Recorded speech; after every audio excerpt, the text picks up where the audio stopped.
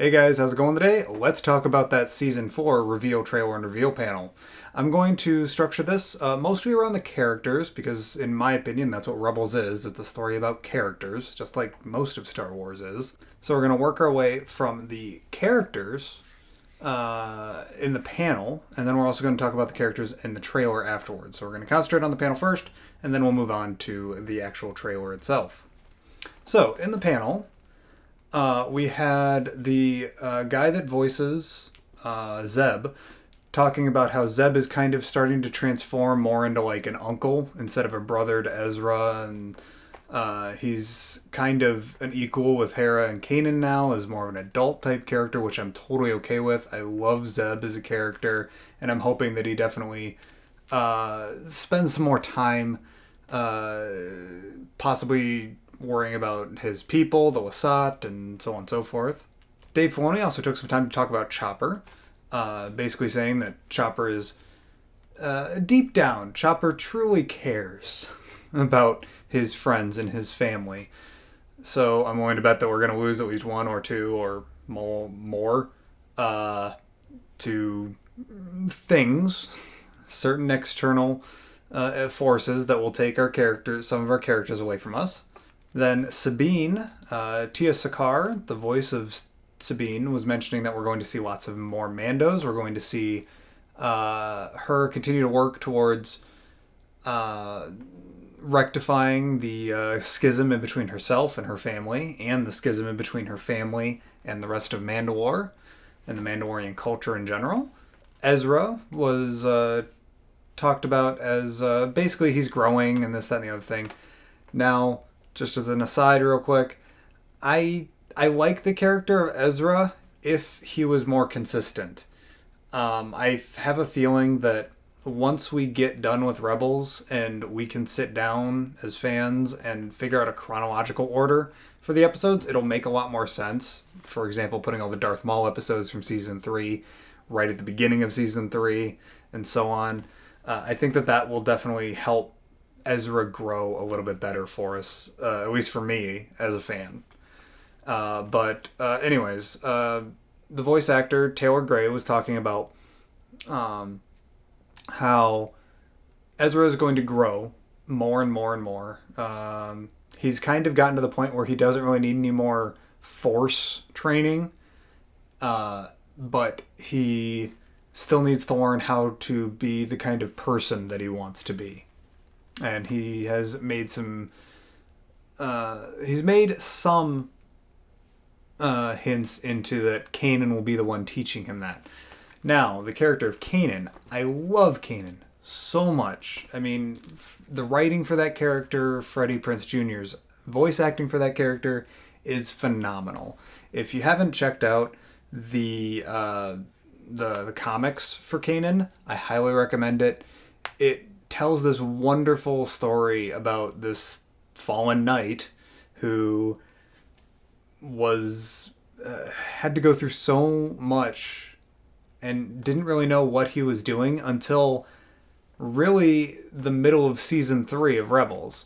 And we're going to see him continue to be more and more and more as a mentor as opposed to just the cowboy or Hera's love interest. We also get to learn that we are going to see another new character show up in Season 4, Rook, a Nogri. Faithful Legends fans will know that Rook is from the Thrawn trilogy. He was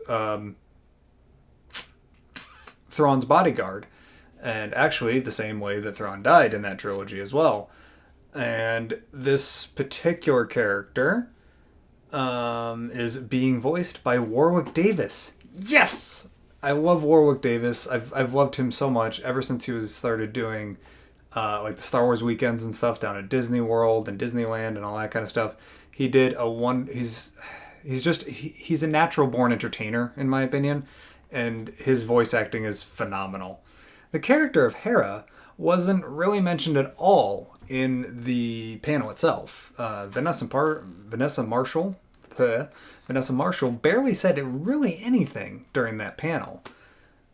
But I think that there's a lot to figure out and dissect out of the trailer itself.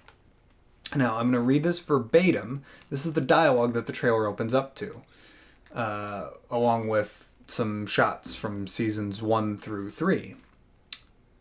I led them into battle against an evil so terrible it tried to block out the stars. We fought for each other.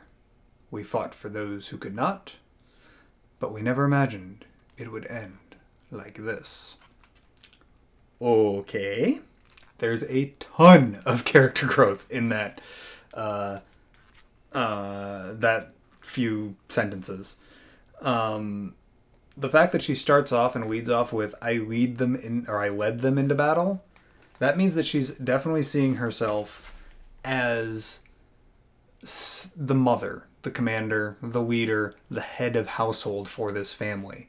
And I love that about Hera. I love that so much. I love that it's not the Jedi leading the charge in this case. It's Hera. It's just a person who's a pilot. And in addition to her just being a pilot, she's crazy.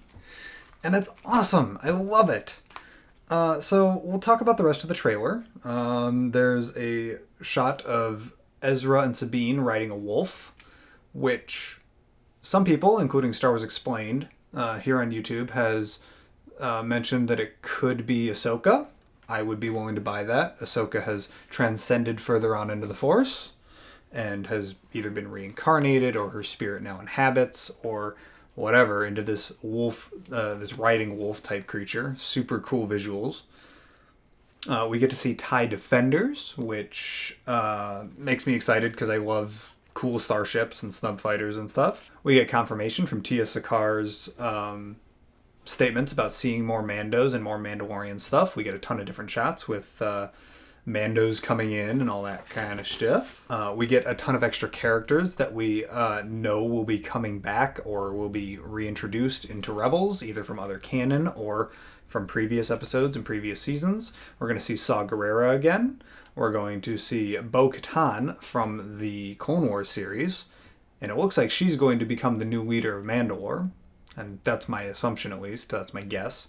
And we're going to see more of Genevieve O'Reilly reprising her role as Mon Mothma. We're going to see U-Wings in Rebels, which is, again, more connective tissue and more ships. So, yay! And I love the design for the U-Wing. I love troop transports, like the LAAT, I think, is what it is, from the Clone Wars. I love that ship so much, and I've loved all troop transport type things. I like the slightly armed, slightly armored vehicles with tons of, troops inside of them.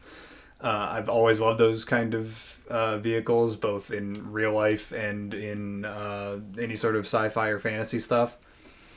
So I'm super excited to see that. And just after we see this U-Wing in the trailer, I'm just going to freak out for a second. So can we talk about Hera? Hera is insane. I love Hera so much. First she flies towards a flippin' sun in order to get some TIE Defenders off of her, and then she goes into hyperdrive through a hangar in order to wreck some Imperials. Yes! Yes! Yes! Yes! That is future General Syndulla, and that is exactly what I want. Okay, I'm good now.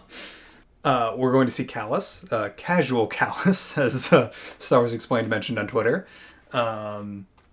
which I'm excited for. I love Kallus. I love good guys go bad and good guys go good, or bad guys go good and good guys go bad story arcs, in both directions. I've always loved those types of characters. It always provides for super compelling storytelling as long as it's done well, and it's definitely been done well. All the way back from the Season 2 episode, The Honorable Ones, all the way up until the Season 3 finale of Rebels, where he actually joins the rebellion, and we get to see him in this outfit for Season 4. Yes! And I hope that he survives. I really want Kallus to continue surviving. Second to last thing that I thought it was interesting from the trailer was Kanan mentions, "We are the balance, Ezra." Does that mean that Ezra and Kanan are going to become Bendu-y, gray Jedi, gray Force users, kind of thing? Is that what they're going to be doing with this? Or are they going to be pushing it where Kanan and Ezra will actually die? I really... Because they have to get rid of Kanan and Ezra before Luke starts training. They have to. Because otherwise, Luke would just go and find Kanan and Ezra and ask them to teach him how to use the Force in the original trilogy. So how are they going to rectify that issue? Are they going to either kill Kanan off, kill Ezra off, kill off Kanan, make Ezra into a gray Jedi Bendu that just disappears off into unknown regions? Are they going to do it vice versa, with Ezra dying and Kanan going off? What does that mean? I know that Dave Filoni will do a good job with it, same with the writers and episode directors and all that. And I believe the new showrunner, I can't remember his name, but I think that we're going to... That's probably the most intriguing thing for me to look forward to in season 4. And then the final, just super crazy fanboy thing, Hera and Chopper in an X-Wing with a bunch of X-Wings behind them. Yes, please. They are doing an amazing job with space battles, especially if you look at things like 0 Hour. The space battle in that was absolutely epic. It wasn't Rogue One epic, but it's also a TV show on Disney XD. And for what their budget must be, they're doing an amazing job with what they have. So I think that that's about all I've got to say right now on season 4, but I want to know your guys' opinions. What do you guys think is going to happen? Leave me a comment down below on something that you want to see in season 4, something that you hope not to see in season 4, something that you think is going to show up in season 4, even if you're not going to be super happy about it. I'm more than happy to have a conversation with you guys down in the comment section. You can leave a like on this video if you liked it. Hit subscribe if you think that you enjoy this type of content that we're making over here at Star Wars Ramblings. Thank you guys so much for your time. And as always, may the Force be with you guys.